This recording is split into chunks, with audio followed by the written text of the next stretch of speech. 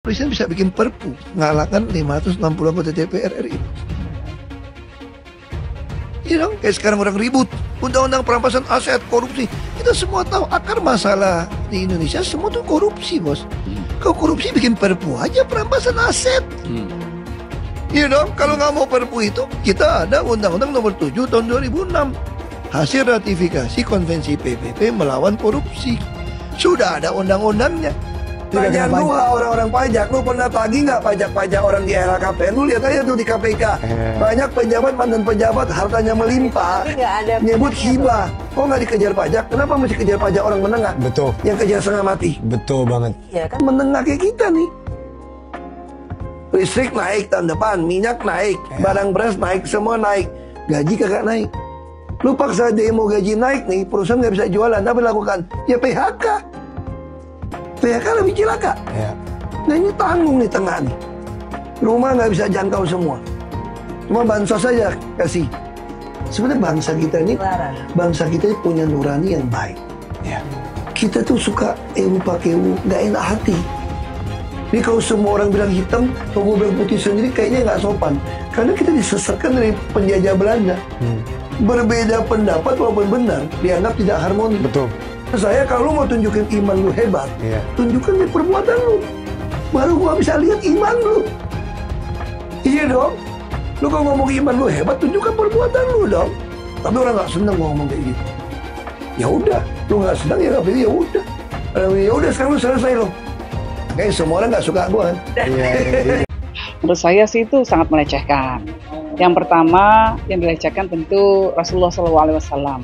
Karena Rasulullah itu bukan pengangguran. Kalau dianalogikan sebagai pengangguran, ya saya rasa saya sebagai umat Islam juga sangat tersinggung dengan penggambaran Rasulullah seperti itu ya, sebagai pengangguran. Tuh, jadi, nah yang kedua juga, ini pelecehan janda juga. Ya, ada 3 yang dilecehkan. Pertama Rasulullah SAW, yang kedua para janda, ya, yang ketiga sendiri institusi pernikahan. Yang janda dilecehkan karena janda ini bukan negara.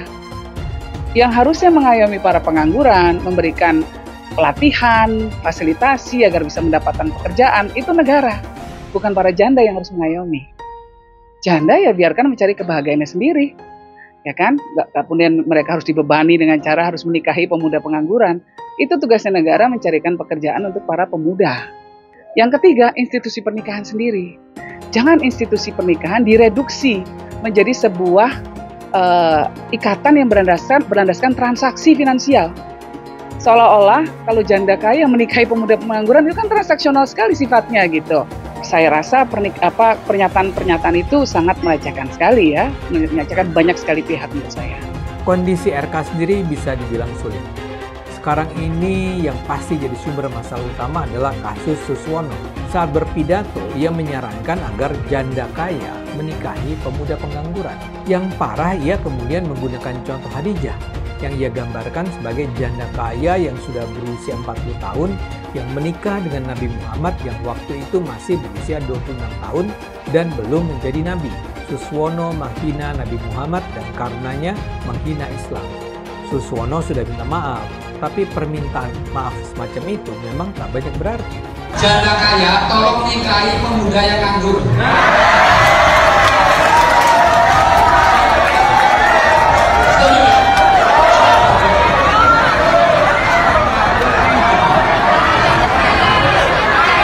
Coba ingat Khadijah nggak?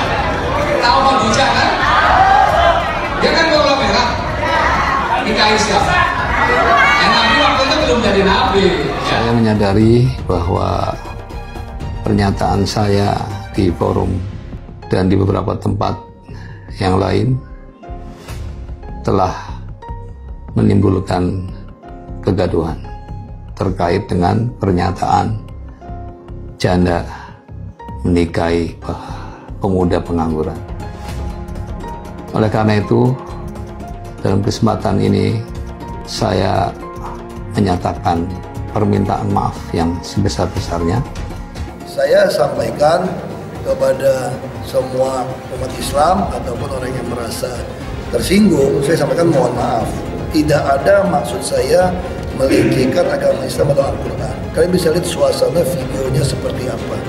Saya juga bukan anti-Islam, saya dari kecil kamu bisa lihat. Bukan kita mau riak itu ya. Sekolah-sekolah Islam kita bantu izin berapa banyak selesaikan izin. Termasuk KJP untuk madrasah. Termasuk kita bangun masjid. Kamu bisa lihat tindak tanduk saya ada nggak musuhin Islam? Ada nggak pengen melecehkan Al-Quran? Makanya saya minta maaf untuk kegaduhan ini. Jangan sampai, saya pikir komentar ini jangan diteruskan lagi. Ini tentu mengganggu keharmonisan hidup berbangsa. Tom Lembong korupsi gula, Pak Anies masih ngebela. Wow, Pak Anies memang sahabat sejati. Wow, luar biasa. Memang Pak Anies ini adalah sahabat karib, sahabat sejati dan konco kentalnya Pak Tom Lembong. Udah jelas-jelas Pak Tom Lembong itu salah. Ada dugaan korupsi yang dia lakukan dan mencapai kerugian yang 400 miliar. Masih aja dibela oleh Pak Anies. Memang luar biasa hebat Pak Anies ini ya. Hebat blundernya. Nih lihat nih postingannya Pak Anies. Di situ Pak Anies bilang dia sudah mengenal Pak Tom itu 20 tahunan. Terus katanya Pak Tom Lembong itu orang yang berintegritas tinggi, orang yang lurus, tidak neko-neko. Tidak neko-neko kok ditangkap ditahan sekarang, Terus katanya I still have my trust in Tom. Saya percaya pada Tom Lembong katanya. Ya, percaya kok pada pejabat yang diduga korup Pak Anies. Gimana sih Pak Anies? Harusnya menurut saya Pak Anies bisa jadi contoh dan mengungkapkan rasa kekecewaannya kepada sahabatnya si Tom Lembong, ya kan? Ya karena mau gimana pun ceritanya Tom Lembong salah. Walaupun kemarin berjuang bersama di Pilpres, Pak Tom Lembong jadi co-captainnya, tapi tetap salah. Ya, dan bayangkan kawan-kawan kalau kemarin Pak Anies menang terus Tom Lembong jadi menteri diangkat sama Pak Anies, bahaya negara kita bos, ya kan? Ampunlah.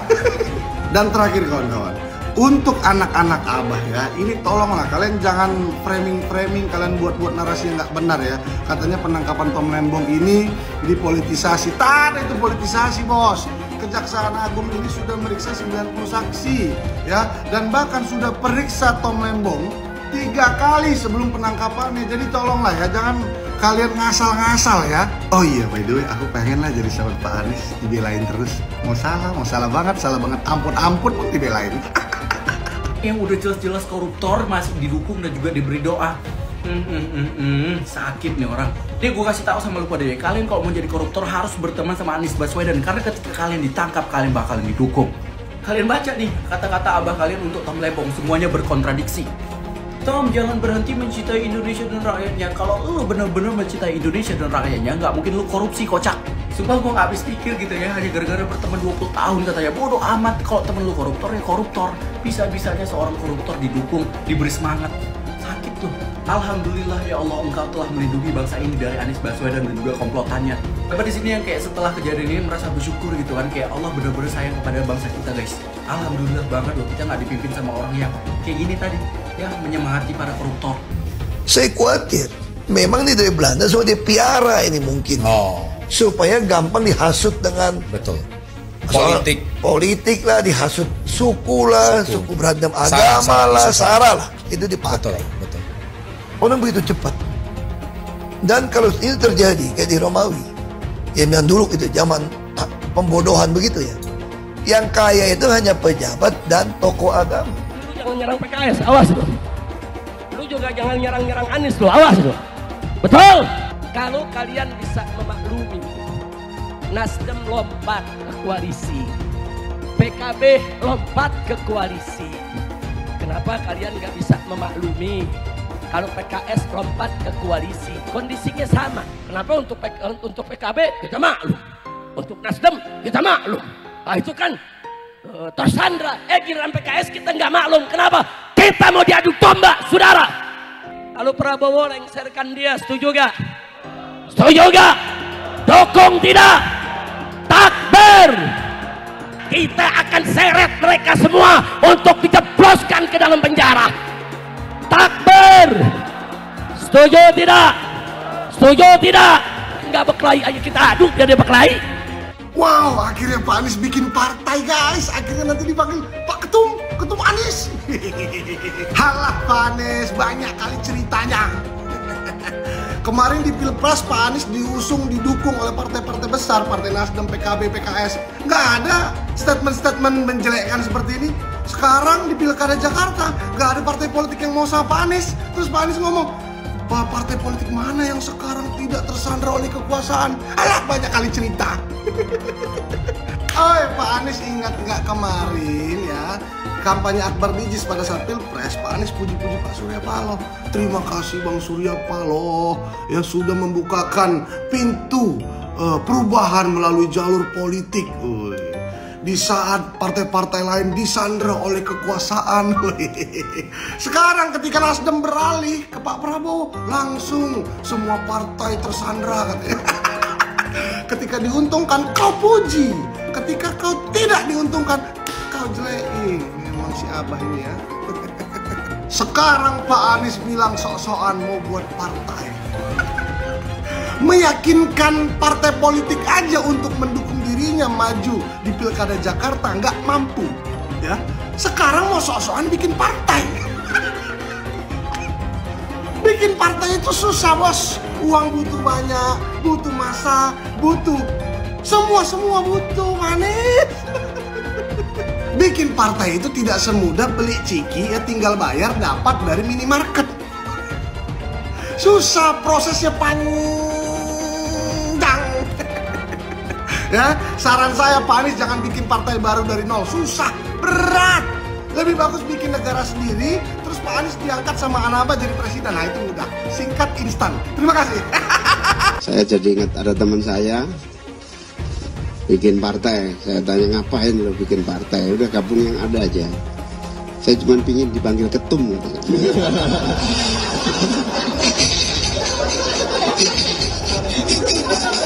Kalau masuk partai, pertanyaannya, jangankan dimasuki, mencalonkan saja terancam. Agak berisiko juga bagi yang mengusulkan. Jadi ini adalah sebuah kenyataan nih. Jadi kita lihat aja ke depannya. Apakah lalu akan buat partai politik baru? Gini, bila untuk mengumpulkan semua semangat perubahan yang sekarang makin hari makin terasa besar, dan itu menjadi sebuah kekuatan, diperlukan menjadi gerakan, maka membangun ormas atau membangun partai baru, mungkin itu jalan yang akan kami tempuh. Anies Baswedan di PHP oleh PDI Perjuangan. Anies Baswedan batal diusung oleh PDIP sebagai calon gubernur Jakarta. Aduh, kasihan. Enak ya Pak Anies ya di PHP. Iya, suka ya di PHP. Makanya Pak Anies jangan suka PHP orang juga. Wes, PDIP ini kayaknya mengambil keputusan yang baik dan benar, tidak mengusung Pak Anies di Pilgub Jakarta, karena menurut saya PDIP masih banyak kadernya yang bisa dimajukan. Pak Anies ngaplo ya, kasihan ya. Aduh, kasihan. Anak apa ini pasti sedih ya melihatnya, mendengarnya ya. Di PHP terus. Wis Pak Anies mending istirahat, pensiun. Berharap kita sama teman PKS semuanya, sama pimpinan PKS ya. Ini kasihan warga Jakarta semuanya ya. Kalau boleh bilang keluarga saya pun PKS. Jadi ketika memang Anies nggak bisa dimajukan oleh PKS, selesai PKS. Terus terang selesai. Saya akan saya nggak bisa. Kita cinta sama Bang Anies, ya. Kita juga cinta sama PKS. Tapi bukan begini caranya PKS. Ketika endingnya semuanya diselesaikan sama PKS, semuanya mundur satu persatu, selesai. Kita nggak punya lagi Jakarta, nggak punya lagi, nggak punya berlian lagi. Gimana coba? Cuma berharap dari pimpinan PKS semuanya, ya, ayo dong semuanya. Ini Bang Anies yang punya kota Jakarta, yang pernah memajukan Jakarta, yang udah melihat semua hasil kinerjanya beliau. Ketika memang hari ini cuma bersinggungan apa sih yang dihebatkan lagi oleh PKS, apa sih yang diinginkan? Rakyat telah memberi suara kepada PKS, PKB, dan Nasdem. Sampai hari ini kami masih berprasangka baik. Bapak Presiden PKS, Bapak Surya Paloh, Muhaimin Iskandar, mereka bukan pribadi-pribadi yang pembohong dan pengkhianat. Undang Bapak Ibu saudara pendukung perubahan datang ke kantor Nasdem. Kalau datang ke kantor PKS, mau datang atau tidak? Kalau datang ke kantor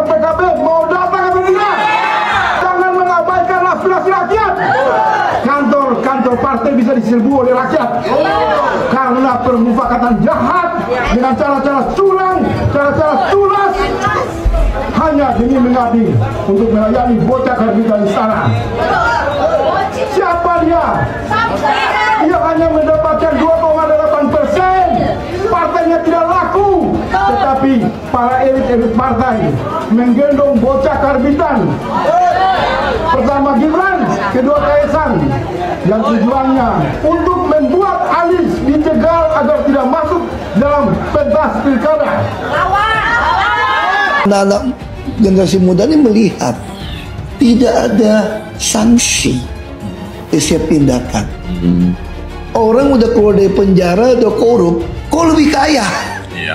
Jadi akhirnya masa katanya udah disita semua hartanya, keluar masih naik Rolls Royce atau Bentley gitu. Kita bingung gitu. Saya melihat ada satu sistem nih, Bang.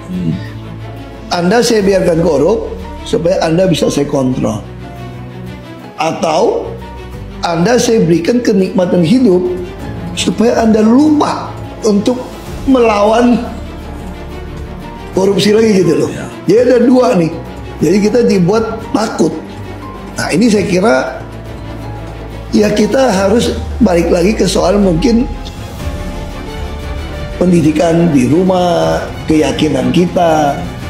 Nah saya percaya satu hal gini aja Pak. Saya bilang sama anak-anak muda kalau saya ketemu ya, percayalah sama saya, orang yang berintegritas dan beretos kerja tinggi itu pasti punya masa depan yang baik. Itu harus kita yakini.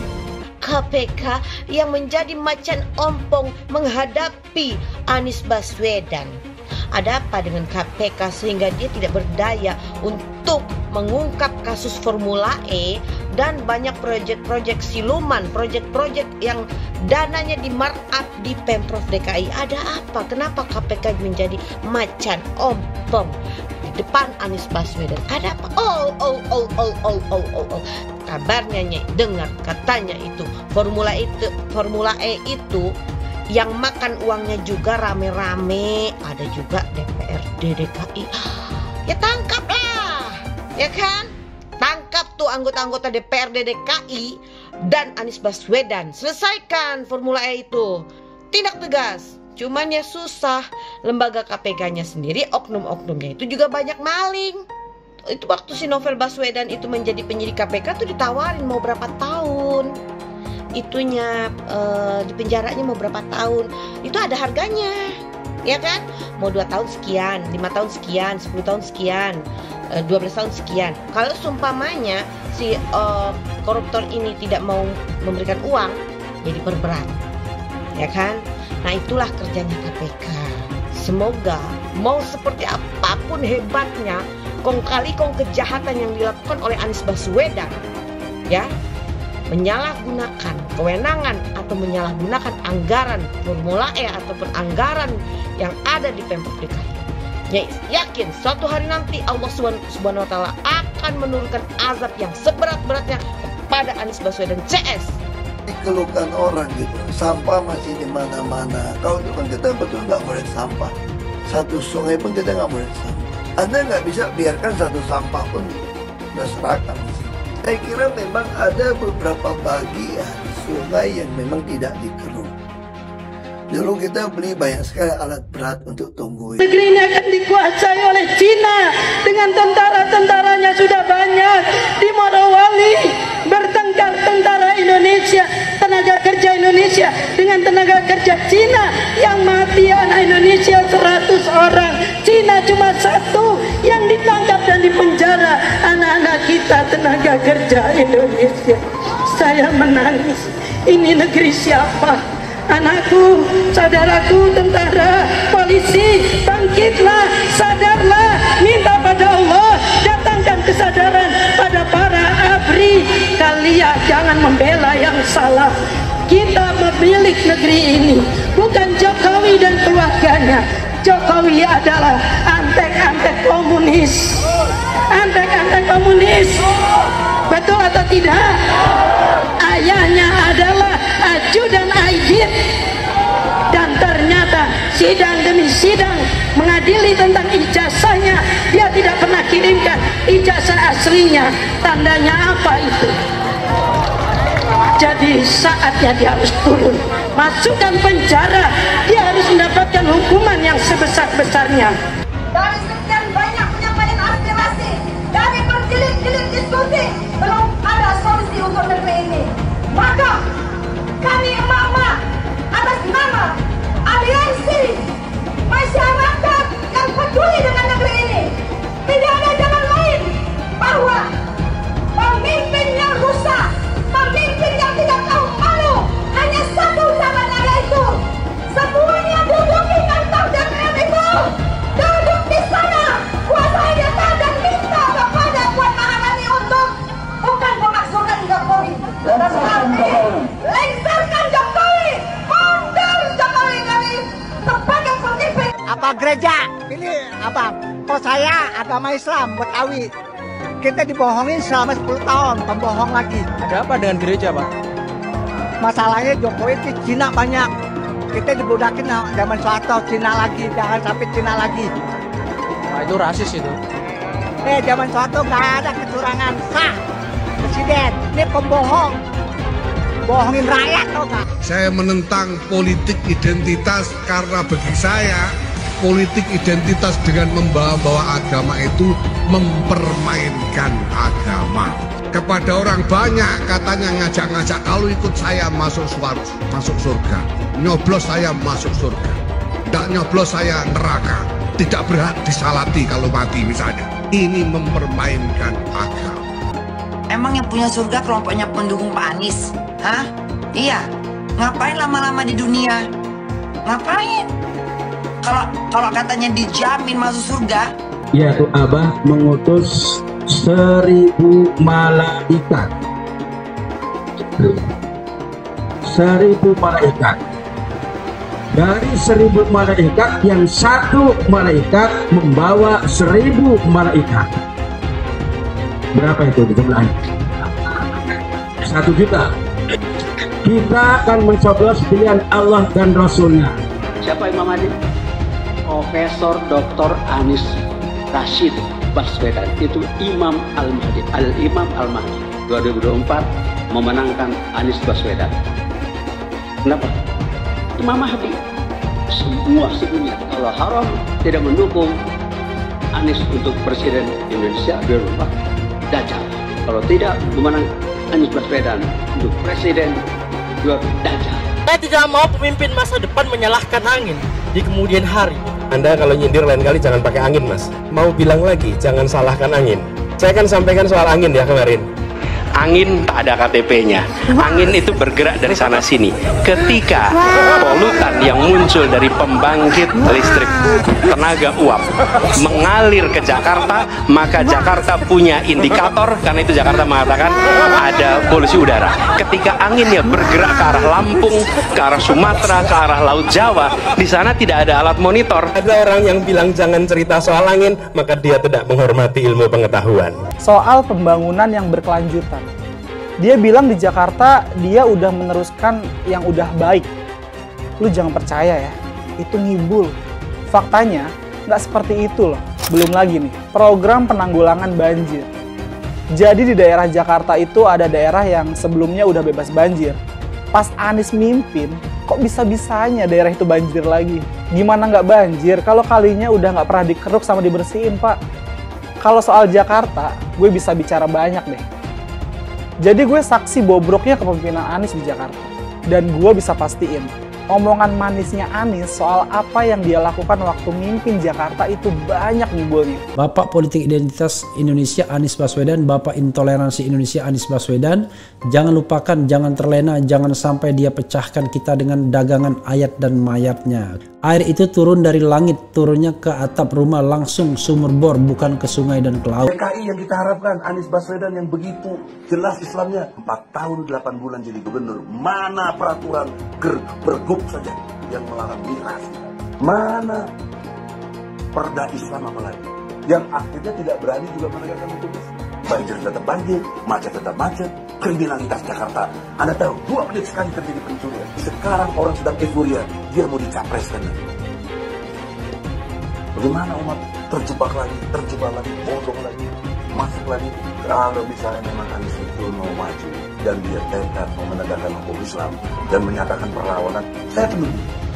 Tapi dia tidak lakukan itu. Dulu janjinya apa ya? Mensyukuri kenapa kalah, kenapa ditahan. Saya bersyukur atas itu semua. Saya coba bayangkan ya, kalau seandainya waktu itu kita menang gitu ya, hari ini belum tentu kita bisa nikmati seperti ini. Kita bersyukur 5 tahun Tuhan izinkan kasih ke orang yang pintar ngomong untuk kerja.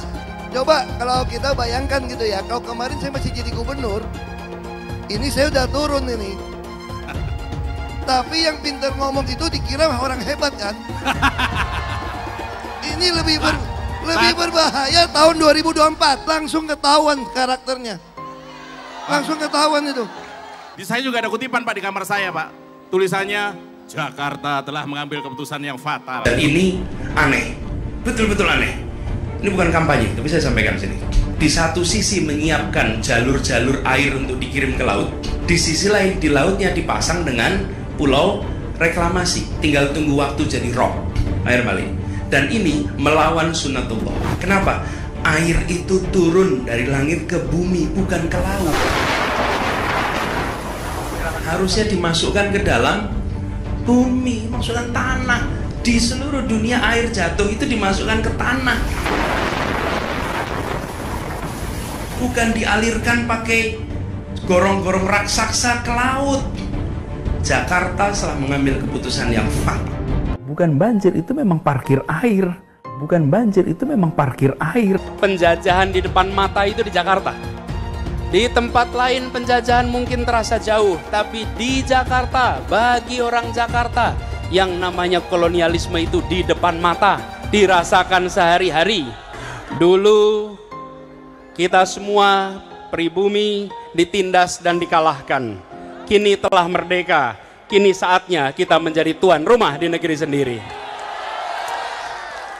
Hai teman-teman, tahun ini adalah tahun yang bagus untuk trading di market kripto, terutama Bitcoin dan kripto lainnya.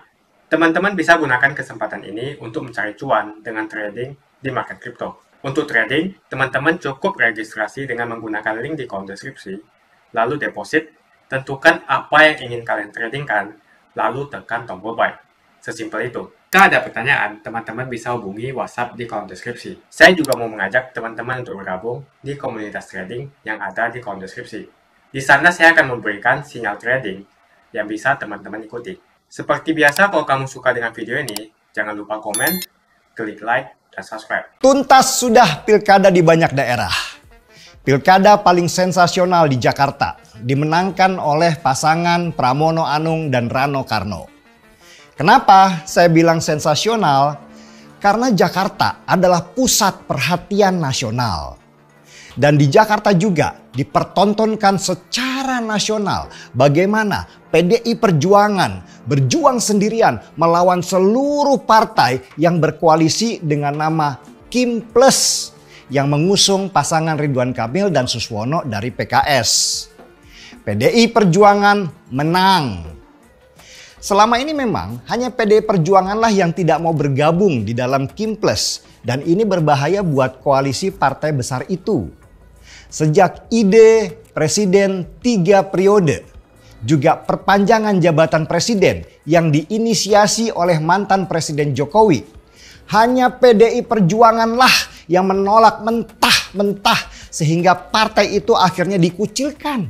Bahkan kabarnya memang mau dihancurkan supaya para penguasa bisa berkuasa tanpa ada yang menghalangi mereka. Ini nih, rakyat Indonesia harus berterima kasih kepada Megawati Soekarno Putri, Ketua Umum PDI Perjuangan yang tidak pernah mau kompromi jika itu melanggar konstitusi. Kemenangan Pramono Anung sebagai kader PDI Perjuangan pun disambut sorak-sorai oleh warga Jakarta yang lega. Terutama para janda yang merasa terhina karena ucapan pasangan Ridwan Kamil dan Suswono. Tapi kemenangan PDI Perjuangan di Jakarta, di Bali, dan beberapa daerah lainnya, ini rupanya memantik kemarahan luar biasa dari koalisi partai yang bernama Kimples ini. Mereka nggak puas karena merasa ada penghalang dalam mengangkangi kekuasaan yang sudah ada di dalam genggaman mereka, yaitu dari Partai Merah atau PDI Perjuangan. Langkah selanjutnya dari Kimples ini untuk bisa menguasai Republik adalah dengan menggaungkan ide bahwa kepala daerah ke depan tidak lagi harus dipilih oleh rakyat, tetapi oleh partai melalui parlemen daerah atau DPRD. Dengan menguasai parlemen, maka mereka juga akan menguasai negara karena cukup dengan suara mayoritas dari gabungan partai di Kimples saja, mereka sudah pasti akan menang. Dan kepala daerah yang mereka pilih nanti adalah boneka-boneka mereka. Seperti contohnya Ridwan Kamil dan pemimpin daerah dari Kimples lainnya. Situasi ini seperti deja vu ya, atau kembali ke masa Orde Baru saat Presiden Soeharto berkuasa 32 tahun lamanya. Dulu itu sebelum era reformasi tahun 1998, semua kepala daerah dipilih oleh partai yang selalu berkuasa, yaitu Golkar. Rakyat nggak boleh memilih dan harus menerima saja pilihan mereka. Ketika nanti rakyat berhasil dibungkam, maka korupsi akan terjadi di mana-mana. Negara dikuasai oleh kroni dan keluarga mereka. Dan jika pemilihan kepala daerah lewat DPRD ini nanti terjadi, maka suara rakyatlah yang akan hilang, akan dikebiri. Sehingga mau nggak mau kita harus manut saja dengan kepala daerah pilihan mereka. Seburuk apapun sifat calon kepala daerah itu. Dan PDI Perjuangan pelan-pelan nanti akan tersingkir. Bahkan akan dipecah dari dalam lewat dualisme internal seperti yang pernah dilakukan ke Partai Demokrat dan PKB meski akhirnya gagal. Lalu mulailah lobi-lobi dimainkan. Presiden Prabowo sudah menyuarakan supaya tidak ada lagi pemilihan langsung. Golkar sudah berkata akan menyusun konsep pemilihan lewat DPRD saja. Bahkan Mendagri pun setuju dengan konsep itu. Dan sepertinya ide itu akan didukung oleh banyak partai yang tergabung di dalam koalisi Kimples karena itu akan menguntungkan mereka semua. Ketika rakyat semakin lemah, maka dimulailah penindasan dengan mengatasnamakan hukum. Sehingga terjadilah pelanggaran HAM di mana-mana, di seluruh daerah. Dan itu sejarah, sebuah fakta yang tidak bisa dibantah karena pernah terjadi di sebuah negeri bernama Indonesia. Untuk memuluskan strategi licik mereka supaya kepala daerah tidak lagi dipilih oleh rakyat, maka mulailah mereka membuat propaganda bahwa pemilihan secara langsung itu sangat mahal dan menguras uang negara. Lebih baik uangnya dipakai untuk pembangunan atau dibagi-bagi ke rakyat. Begitu propaganda licik mereka. Dengan konsep pemilihan kepala daerah dipilih oleh DPRD, memang biaya pemilu itu akan lebih murah. Tetapi catat ya, kebocoran anggaran di mana-mana karena korupsi akan semakin membengkak karena dilindungi oleh hukum yang penguasa buat. Miriplah dengan gaya Soeharto dulu yang akhirnya memasukkan nama koruptor-koruptor itu ke laci meja karena nggak mau berhadapan dengan kroni-kroni dan keluarganya yang korupsi besar-besaran. Licik kan? Seolah-olah pemilu akan murah. Padahal itu cara terbusuk untuk menggarong kekayaan bangsa lebih besar lagi oleh sekelompok orang saja. Dan PDI Perjuangan sudah mencium upaya penyingkiran mereka karena tidak mungkin Kimples akan mendukung calon-calon dari PDI Perjuangan karena jelas kalah suara di parlemen yang menerapkan sistem quorum atau suara terbanyak di parlemen. Rakyat tidak lagi akan punya suara dan posisi rakyat akan semakin lama semakin melemah. Lalu bagaimana sikap PDI Perjuangan? Lagi-lagi PDI Perjuangan menolak keras. Partai Merah ini menilai kalau pemilihan kepala daerah tidak lagi langsung, maka itu mengkhianati agenda reformasi yang sudah diperjuangkan dengan darah dan nyawa rakyat ketika berhasil menggulingkan rezim Soeharto. Saya bersama PDI Perjuangan dalam hal ini. Saya bukan orang partai, hanya orang independen yang ingin supaya demokrasi tetap berjalan sesuai amanat reformasi 1998. Suara saya kecil, mungkin gak berarti kalau saya sendirian. Tetapi kalau kita gabungkan semua suara-suara kecil kita, itu akan menjadi tinju yang besar yang akan menghadang agenda busuk dan licik orang-orang yang ingin mengembalikan negeri ini ke masa kegelapan. Ada yang mau bersama saya dan PDI Perjuangan dalam mengawal demokrasi kita? Ayo kita angkat cangkir kopinya.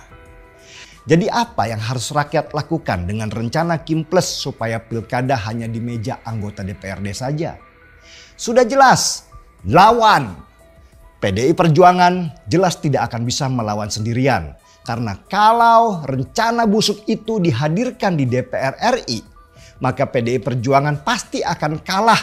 Karena suara mereka tidak ada artinya kalau melawan suara seluruh partai yang bergabung di Kimples.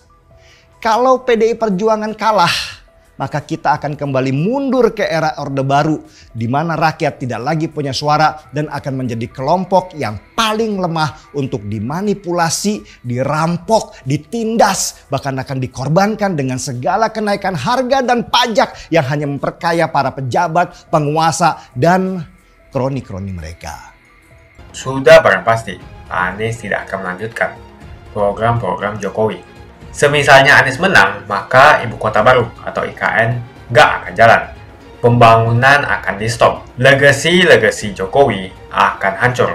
Anies menuduh Jokowi melakukan penjagalan. Padahal Anies lupa pada rekam jejaknya sendiri di tahun 2017.